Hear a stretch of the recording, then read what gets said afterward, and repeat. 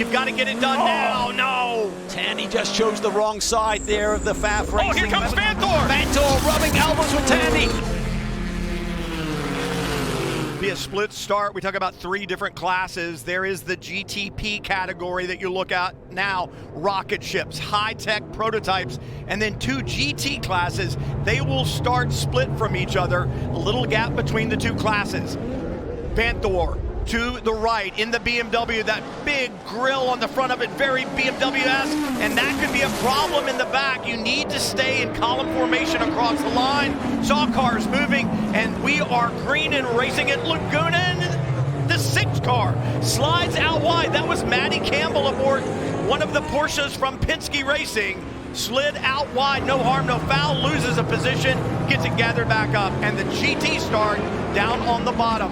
Wow, big move to the outside. That's close back aboard that pink liveried Porsche. That is one of the championship contenders. They're making some early moves. Let's take a look at the replay of the start here. They come on the front straightaway. You got 2 columns essentially. You got to stay in your column until you get to the start-finish line. Altoe gets the jump, and you see Max Harper there immediately sliding across the nose of that first of the 2 Corvettes. That's Alex Sims, and that is a no-no. Well, and the officials have a range of penalties. He actually makes contact with the Corvette. I saw some bodywork fly, and they've got a range of penalties that they can issue there, but I think they looked at it and the severity of it, and the fact that contact was made is probably why the most extreme penalty, which is the drive-through. Dave?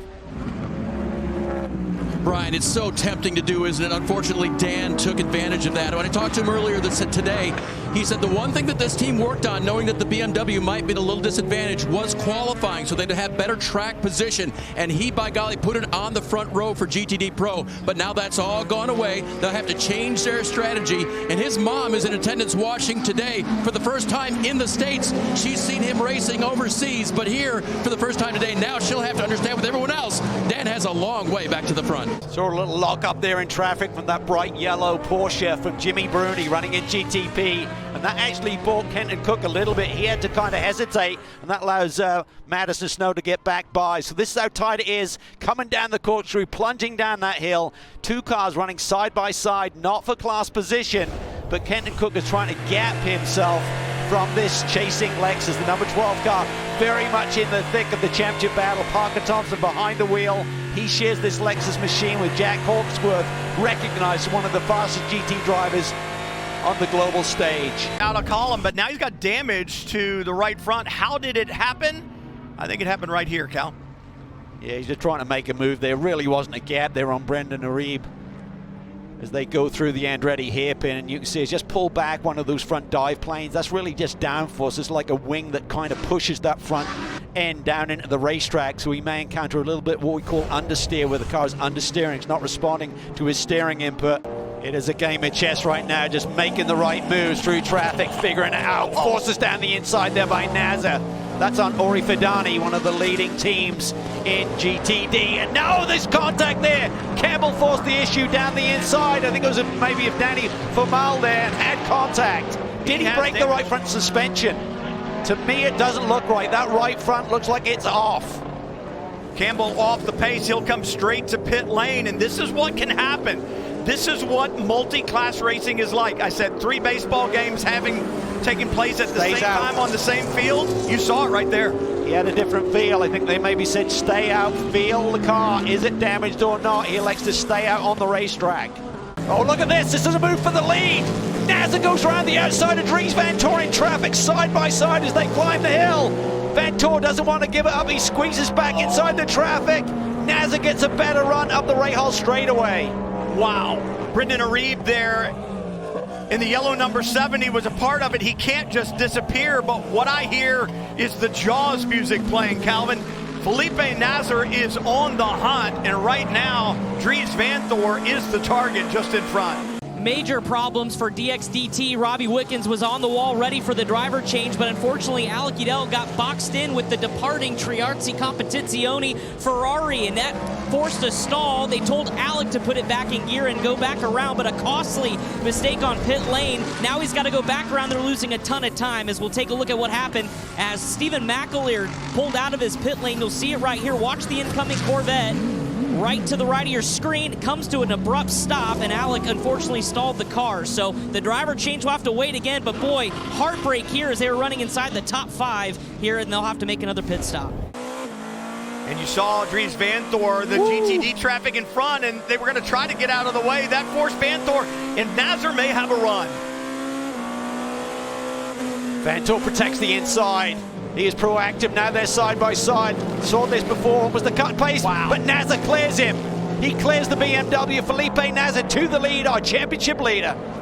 Just like that, and it was that 57 Windward Racing Mercedes who was trying to get out of the way, who created just the slightest moment of hesitation, and Naza pounced. Yeah, and he's got the confidence in the race car. I think his grip comparison to Dries Vanthoor is a lot stronger. Look at him, just trying to squeeze him there. Vanthoor had to tighten his hands there, didn't get the exit speed, and rolling around the outside on the cushion there. Naza had the grip and the confidence to make it stick. This is how it all started.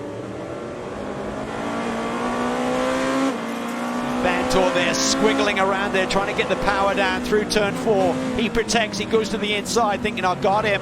Naza said, no problem, I'll take the high line here, and just clears him immediately with the extra grip he seems to have.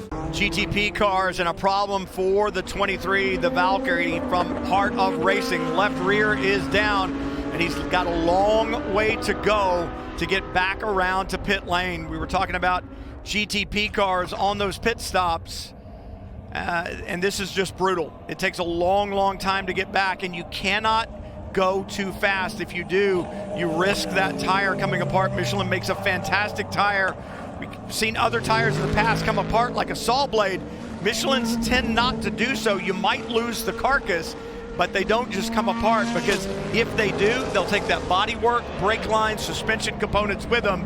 But this right now has to feel for Roman DeAngelis like he's going 15 miles an hour. Yeah, you're really crawling and trying to stay out of the way of the cars that are at full speed around you as well. And as you said, you've got to be so careful, so much damage.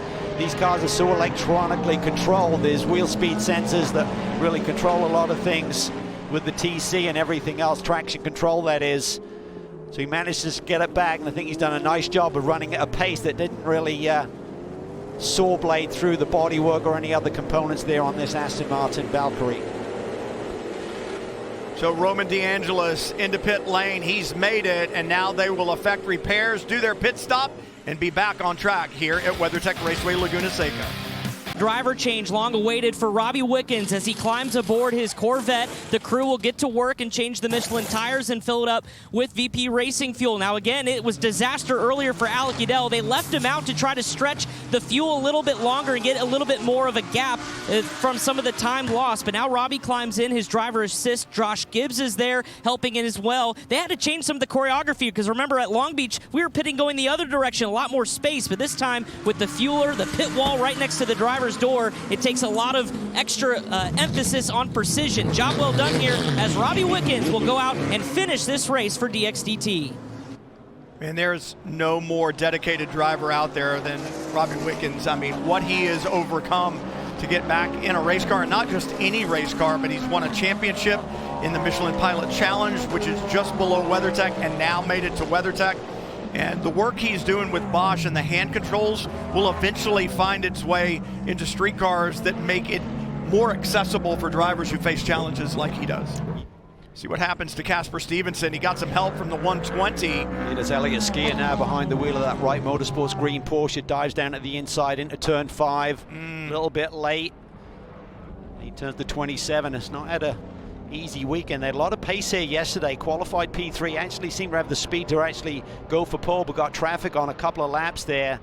Then he had that little bobble coming on the pit lane.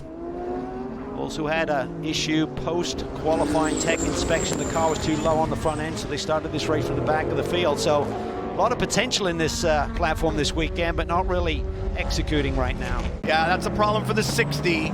You drop wheel off in turn 6 and lost some body work, and now I think some of that rear body work, perhaps even the diffuser, rubbing into that Michelin tire and creating that smoke, that's going to be a problem. Yeah, let's see what happens here. So Connor's been through the wars a little bit.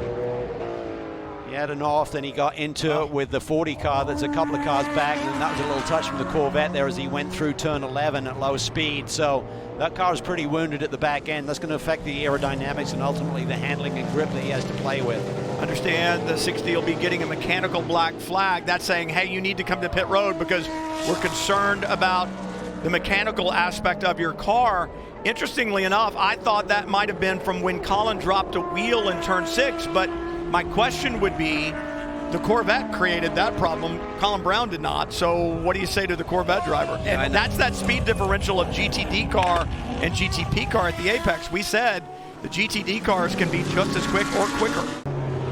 Looking down there, big battle going on between Jimmy Bruni and that bright yellow Porsche for JDC Miller Motorsport. And that's Philippe Albuquerque. Looks around the outside, tries to use the traffic as a pick. Bruni's going to force it down to the inside, maintains that GTP track position. The 78 car runs a little bit wide there, coming off the corner. That clears the way for this GTP traffic, and now look at this. That's the sister car, the 93 car, trying to get in there. Oh, it's craziness. Aiken takes advantage of the traffic. Ringer van der Zande trying to do the crossover now as they climb the hill up the Rahal straightaway. This is craziness right now. Yeah, and Jack Aiken saying, I'm going to return the favor now. Ringer van der Zande with some lockup up there, but Aiken has finally gotten by, but this is far from over with. No, elbows are out in a big way. See traffic up ahead again, and Albuquerque takes advantage. He gets around Jimmy Bruni in traffic. Just saw a piece of debris come flying up, and now Aiken passed Bruni in that yellow Porsche. Kind of gave him a little squeeze. I think Aiken's trying to get rid of Ringer van der Zande back there. He wants nothing to do with him anymore. Now that he's cleared him, he wants to get away. Jimmy Bruni's tires are pretty late in the going here. I think he's defenseless right now. He's only got 7% energy on board before he needs to hit pit lane. So he's gone backwards, lost 3 positions there in the space of 2 corners. Back at Laguna Seca, you see the BMW with the red windshield banner on. That is Marco Wittmann, the second fastest BMW Team RLL on track today. They pit what would be for the final time here and send him back out for fresh Michelin tires and a full energy replenishment. As well, the 6 car was on pit lane. There he is. Matthew Jaminet has come on and off the pit road. Same service for him. And as they go, Calvin, Jaminet pitted at 55 minutes to go. About a minute later came the 25 car of Wittmann. How much fuel saving do you think they'd have to do at this point to make it to the end? I think they're right on the sweet spot, David, doing it with without too much energy save being necessary. We got numbers of 56 to 74 minutes in terms of running full bore versus fuel save. So they seem to be in the sweet spot there. And the real key is going to be these out laps here for Jaminet versus the in laps for Nick Tandy. He's on well-worn Michelin tires. Tandy is just eking out the last few laps on his run. But he's also not going to have as much of a top-up necessary to get to the finish. You see Jaminet there really pushing things, really squirrely there, under-braking.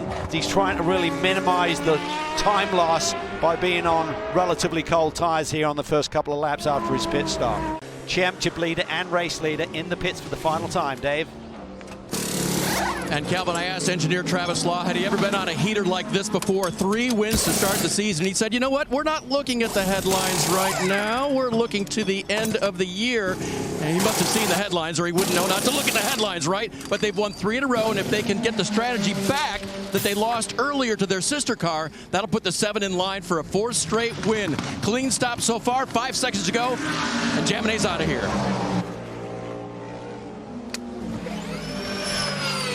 There you go. Now, where's the sister car? There's Jaminet coming on the front straightaway with a head of speed as Tandy climbs the hill. Pit speed is released there, but he got relatively cold tires. He ducks down to the inside. There's his teammate. Now coming down in the end, ready hairpin, and Tandy runs wide. Trying to get grip there, struggling. He's got the track position, but he's going to be a sitting duck right now. You know Jaminet's going to try and pounce on his teammate here as Tandy struggles to get heat into those Michelin tires. And we said it could take 3-4 laps, and right now Tandy's struggling. He's trying to hold on. He's got to go wheel to wheel with his teammate. How much do you risk knowing that Roger's sitting on the pit box? What would Mr. Penske say if they got together? No concern there. Jaminet is through. If we stay that way, and I don't want to bring the commentators' curves into this at all, it would be a record number of laps that we get in right now. Delatraz aboard the number 40 that silver metallic Cadillac GTP car is creating a big-time problem for Nick Tandy, just behind in the second of the Porsche Penske 963s, because closing down on him, you just saw him in the shot, it's the number 24, Dries Vanthoor, aboard his BMW. Yeah, it's go time for Nick Tandy. He'd have been super frustrated there. So Jaminet got around Delatraz, and then Delatraz didn't allow Tandy to go through with him. And that allows this BMW Dries Vanthoor, our pole sitter, to start this race, who's now doing a third stint here. Wow, and Delatraz did not make it hard at all for Dries Vanthoor. He actually left him the inside going through the hairpin. He did not extend that same courtesy to Nick Tandy, and it really held Tandy up. This is the race for the win, up the hill to the corkscrew. Jaminet, you can almost feel the frustration building inside his helmet. That number 31 Whelen Cadillac just in front really is the cork in the bottle.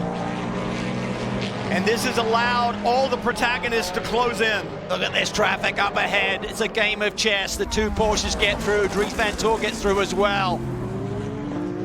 More GTD traffic in front, just a single car. This should be easy for at least the two Porsches to clear on the way to the hairpin. Can Vanthoor get through as well? Tandy takes it down to the inside. Vanthoor looks like he's going to get balked momentarily by the Corvette there in the middle of the shot. This is it. You've got to get it done now. No. Tandy just chose the wrong side there of the FAF racing. Oh, here comes Vanthoor. Vanthoor rubbing elbows with Tandy. Tandy sends it. Vanthoor's off the road. Vanthoor risked it all, and Tandy was having nothing to do with it, but the number 6, Matthew Jaminet, Matty Campbell, they break through. They take the victory at Laguna. Look at it again.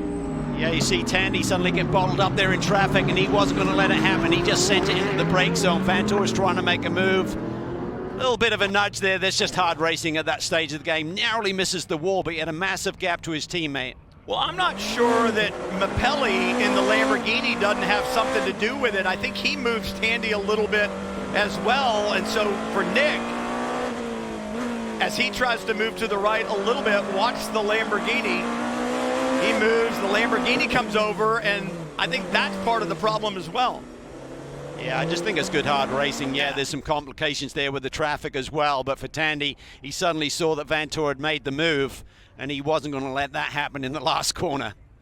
Pride was on the line in that one. Yeah, you got to give it to Dries Vanthoor. They are desperate for a win, but I think they can walk away from this race saying, hey, we did something here. We did something. We have proven that maybe the monkey's off of our back just a little bit. Wow. Windward Racing. Philip Ellis, Russell Ward do it again. They win at WeatherTech Raceway Laguna Seca. Big celebration there. Down the hill, Roxy. Roxy's going to go to the dentist after this, Calvin, and get a gold tooth. Rexy has 5. AO Racing.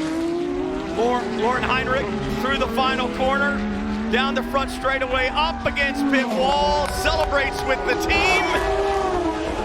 Lauren Heinrich, AO Racing, they win here in California. Wow, we've been had enough time to slow down to almost high-five his teammates there on the pit wall. Just amazing for AO Racing. They now won 3 races on the bounce, one at Sebring and GTD Pro, one GTD at Long Beach. Now here at WeatherTech Raceway, another victory on the West Coast. Matthew, that was sort of in doubt down to the very end. How did you get it done? Well, I don't know, to be honest. It was a crazy race. Thank you, man. Thank you for everything. Yeah, honestly, no idea. Obviously, we didn't have a perfect start with a small contact. I think the GT didn't see Matt on the inside. That was unfortunate, and we lost some time there, dropped to 5th, and then yeah, it was pretty much flat out from start to finish. After that, trying to manage energy tires, but at the same time really pulling qualifying laps. So yeah, at the end was really tight with the sister car, the BMW behind, the traffic, the lap car. So yeah, not an easy one, but the best of the IMSA racing today. 6 cars in victory lane, 4 in a row for Porsche Penske Motorsport. Well, it's not Rexy, it's finally Roxy's turn in victory lane here at WeatherTech Raceway Laguna Seca, taking home GTD Pro honors. Lauren Heinrich, tell you what, change of color doesn't matter. You guys have done a masterful job now. 3 wins in 2 different classes. How'd you pull this one off? Yeah, I mean, it was a team effort, to be honest. Klaus had a mega start. He got the car in P2, and I think, honestly, that was key to win this race. The team made a great strategy, and I didn't even have to pass the car on track, which made it look easy for me. It was not easy in the end. I'm so happy to finally get a win for Roxy. I think on Mother's Day, this color is quite a fit, and also it's not only Mother's Day today, but also my father's birthday, so both of them a proper present. I think, yeah, I'm extremely happy. A triple celebration clause. You opened this race, and obviously the conditions, the track, the traffic. How were you able to manage it and keep this car up front to hand it off to Lauren? Yeah, I had a really good start. I saw that the BMW moved the line, so I knew he would get penalized. I went to the outside and I went from P4 actually to P2, but then I could not keep the BMW behind me. But as I said, I knew he get a penalty, and our car was really good. I mean, it was fantastic today, and I mean, the team, what they are doing at the moment, it's or in general, after winning last year the championship and now 3 races, like you said, in 2 different classes in a row, it's incredible. We just have to enjoy the moment, and it's still 7 races to go. It's still a long season. We are leading now the championship, but it's a lot of work in front of us, and today we will enjoy it and celebrate, and looking forward to the next race to Detroit. And they'll carry a lot of momentum into Detroit. Your GTD Pro winners, AO Racing and Roxy's maiden win here at Laguna Seca. Back-to-back at Laguna Seca after doing it back-to-back at Sebring. How about it, Philip Ellis? Nice, clean day, I would say. Yeah, definitely clean day. Absolutely flawless race by the team, also by Russell in his first stint. And honestly, the race was just as we needed it. Full green. Here comes Russell in for a big ol' hug. Pretty good. Congrats, guys. Thanks. Yeah, look, it was exactly what we needed. I think especially against the Lexus. We had a long green stint, so I think they were a bit stronger than us early in the stint, and then we were better than them late out of the stint. So it's exactly what we needed, stay out of trouble. Amazing pit stops by the team, and that's how we win a championship. 5th to 1st, Windward Racing extends their championship lead in GTD. Well, Philip Ellis said championship, so let's take a look at the unofficial GTP standings right now. Naza and Tandy still on top, but that gap closes. It did, from 123 points coming in down to 91, so there's hope for that number 6 squad. Brilliant victory here today. Go to GTD Pro after that. Lauren Heinrich, Klaus Bachler, they take the victory here, and they'll extend their championship lead. Yeah, really a solid day for them. 3 wins on the bounce for that team, including the GTD win at Long Beach. And then Ellis and Ward with the win. They'll continue to stretch theirs. This is what they did last year, so there you go. Maybe they will indeed repeat. Hey, be sure to join us Saturday, May 31st for the Chevrolet Detroit.